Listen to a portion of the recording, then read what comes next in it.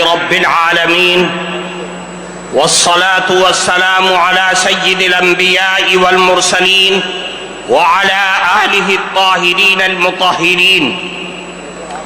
أما بعد، فقد قال النبي صلى الله عليه وسلم: أدبوا أولادكم على 3 خصال: حب نبيكم وحب أهل بيته وتلاوة القرآن، أو كما قال رسول الله صلی اللہ علیہ وسلم. محترم صدر جلسہ، حضرات علماء کرام اور دور دراز سے آئے ہوئے ہمارے معزز بزرگوں اور عزیز دوستوں، جمعیت علماء ہند کے تمام اغراض و مقاصد کو اگر کسی سانچے میں ڈھالا جا سکتا ہے تو 3 چیزیں نکل کر کے سامنے آتی ہیں جس پر جمعیت علماء کی یہ بلند و بالا عمارت قائم ہے: نظام تعلیم اور نظام تبلیغ اور اصلاح معاشرہ. اصلاح معاشرہ جمعیت علماء کے بنیادی کاموں میں سے ایک کام ہے. آج پورے ملک سے لوگ آئے ہوئے یہاں پر بیٹھے ہوئے ہیں. حضرت صدر محترم کے حکم سے جمعیت علماء ہند کی طرف سے اصلاح معاشرہ کا نظام چلایا جاتا ہے. آج اس مستند اسٹیج سے آپ سب حضرات کو اصلاح معاشرہ کے سلسلے میں وہ بنیادی نقوش دیا جا رہا ہے کہ جس پر چل کر کے اصلاح معاشرہ اور ملک کے اندر پھیلنے والے ارتداد کی ساری لہریں ختم اور خاک میں مل سکتی ہیں. وہ بنیادی چیز یہ ہے کہ اصلاح معاشرہ سماج اور سوسائٹی کے اندر بھلائی اور بہترین نسل انسانیت پیدا ہونے کا واحد راستہ یہ ہے کہ ہم سب مل کر کے اپنی اولاد کی صحیح اور شرعی اعتبار سے تعلیم اور تربیت کریں. اگر ہم اپنی اولاد کی تربیت صحیح انداز میں کریں گے تو یاد رکھیے سماج میں پھیلنے والی تمام خرابیاں وہ سب کے سب ختم ہو جائیں گی. اللہ کے نبی جناب رسول اللہ صلی اللہ علیہ وسلم نے ارشاد فرمایا: ادبوا اولادکم علی 3 خصال. اے لوگوں، اپنی اولاد کی تربیت کرو اور 3 عادتوں کی طرف متوجہ کرو اور 3 عادتیں ان کے اندر پیدا کرو. سب سے پہلی چیز یہ ہے کہ اللہ کے نبی نے فرمایا اپنی اولاد کے دلوں میں، ان کے ذہنوں میں، ان کے رگ و ریشے کے اندر بچپن ہی سے رسول اللہ کی محبت پیدا کر دو. اللہ کے نبی کی محبت پیدا کرو اور اپنی اولاد کو بتلا دو کہ سب کچھ لٹ سکتا ہے، سب کچھ کا ساری چیزوں کا سودا کیا جا سکتا ہے، لیکن رسول اللہ کی محبت کا سودا ہرگز نہیں کیا جا سکتا ہے. اللہ کے نبی کی محبت، اور یہ بچوں کے دل و دماغ میں اس چیز کو بٹھا دو کہ رسول اللہ کی محبت ہمارے ایمان کی معراج ہے. کمال ایمان کا مدار رسول اللہ کی محبت پر ہے. میرے بھائیوں، اللہ کی نبی کی محبت دنیا اور آخرت کی دولت ہے. میں آپ کے سامنے ایک اللہ کے نبی کی حدیث پیش کرتا ہوں. ترمذی شریف کے اندر روایت ہے، ایک گاؤں کے ایک صحابی اللہ کے نبی کے پاس آئے اور فرمایا: اے اللہ کے نبی، متی الساعہ، قیامت کب آئے گی؟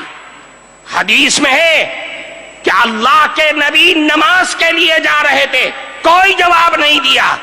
نماز پڑھائی، سلام پھیرا اور پلٹ گئے. فرمایا: من السائل، کون ہے سوال کرنے والا جو یہ سوال کر رہا تھا کہ قیامت کب آئے گی؟ سوال کیا تھا کہ قیامت کب آئے گی؟ اللہ کے نبی نے پلٹ کر کے ان سے سوال کیا کہ یہ بتلاؤ کہ ما عادت لہا، تم نے قیامت کے لیے تیاری کیا کر رکھی ہے؟ وہ صحابی تھے، صحابی کے جو دل میں ہوتا ہے وہی زبان پر ہوتا ہے۔ صحابی نے کہا اے اللہ کے نبی، ما عادت لہا لا کبیر صلاۃ ولا صوم الا انی احب اللہ ورسولہ۔ اے اللہ کے نبی، میرے پاس کوئی نمازوں کا پٹارا نہیں ہے، روزوں کا انبار نہیں ہے، لیکن ایک دولت میرے دل میں بس رہی ہے کہ میں اللہ اور اس کے نبی سے بے پناہ محبت کرتا ہوں۔ اللہ کے نبی نے فرمایا اے لوگوں، یہ اللہ کے نبی کا جواب لے کر کے یہاں سے جانا۔ اللہ کے نبی نے فرمایا کہ اے سوال کرنے والے سنو، قیامت تک آنے والی نسل انسانیت سنو۔ فرمایا المرء مع من احب وانت مع من احببت۔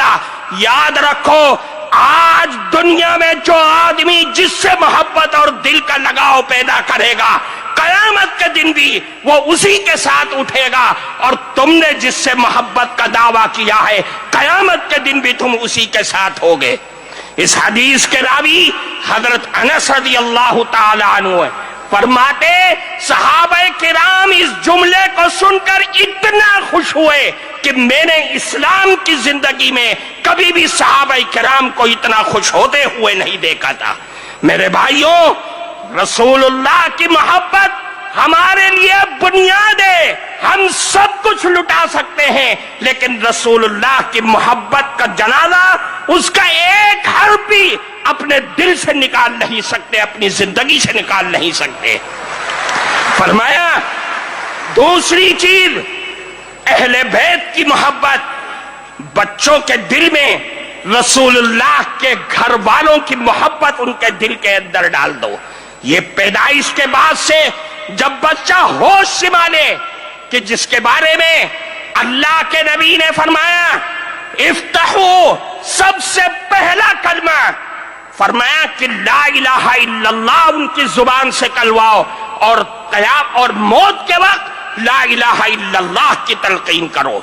پھر فرمایا آخری چیز وہ تلاوت القرآن الکریم، قرآن کریم کی تلاوت، قرآن کریم کے الفاظ سے محبت، قرآن کے حلال کو حلال اور قرآن کے حرام کو حرام اپنے بچوں کی زندگی کے اندر بھر دو کہ میرا قرآن، میرا اللہ مجھے یہ کہتا ہے، مجھے اس بات کی دعوت دیتا ہے۔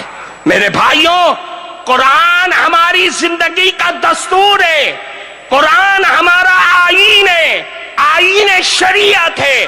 قرآن کو لازم پکڑنا ہوگا۔ یہ جمعیت علماء کے اسٹیج سے آپ کو دعوت دی جا رہی ہے۔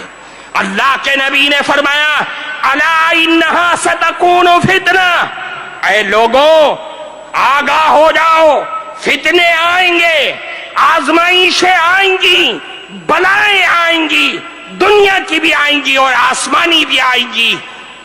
صحابہ کے کلیجے ہل گئے۔ فرمایا اے اللہ کے نبی مل مخرج منہا یا رسول اللہ، ان فتنوں سے نکلنے کا راستہ کیا ہوگا؟ اللہ کے نبی نے فرمایا کہ قرآن ہے، قرآن ہے۔ کیوں؟ فیہ نبأ من کان قبلکم وخبر ما بعدکم وحکم ما بینکم، یہ قرآن ہے جس میں تمہارے پچھلے لوگوں کے حالات کی بھی اطلاع ہے، تمہارے بعد میں آنے والے لوگوں کی بھی خبر ہے، اور تمہارے جھگڑوں کا فیصلہ بھی اسی قرآن میں موجود ہے۔ اس لیے میرے بھائیوں، قرآن پکڑو، حالات کو سدھارو۔ یہ مسائل، یہ الجھنیں، یہ پریشانیاں، یہ ہمارے آفتوں اور مصیبتوں کی وجہ سے آ رہی ہے۔ میں آپ کو ایک بات کی طرف توجہ، ہمارے بڑے پریشان تھے کہ دنیا نشہ کر رہی ہے، دنیا سٹے اور جوئے کھیل رہی ہے۔ آج جو سب سے زیادہ حالات ہیں وہ سود کی بیماری ہمارے اندر جنم لیتی جا رہی ہے۔ اور سود بھی کیسا؟ بینک کا سود نہیں، ساہوکاروں کا سود نہیں، بنیاؤں کا سود نہیں، وہ بندھن بینک، وہ جگہ جگہ گاؤں اور دیہاتوں میں جہاں سود اور قرض دینے والے وہ چور بیٹھے ہوئے ہیں جو صرف عورتوں کی آئی ڈی پر عورتوں کو ہی دیتے ہیں، ان کے نمائندے عورتیں ہیں، ہمارے مرد گھروں میں بیٹھے ہوئے سو رہے ہیں۔ میرا کون سا کلیجہ ہے، کون سا ہمارا دل ہے جو اس بات پر راضی ہوتا ہے کہ میری جوان بیٹی، میری جوان ماں، میری جوان لڑکی ان غیروں کے آفسوں میں جا کر کے قرض لے کر کے آتی ہے اور میں سارے ہفتے اس قرض کی قسط چکانے میں لگ جاتا ہوں۔ میری عورتیں بیگانہ ہو گئی، بیوی میری ہے لیکن اس کے آفسوں میں وقت گزار رہی ہے۔ ہماری سوچ اور فکر پر لعنت ہے ایسی۔ اس لیے میرے بھائیوں، سوچو اور سود سے نکل کر کے باہر آؤ۔ اصلاح معاشرہ کو ہر گاؤں، ہر گلی، ہر مسجد کے حلقے میں اس کو پروان چڑھاؤ تاکہ میری قوم ان لعنتوں سے باہر آ سکے۔ وآخر دعوانا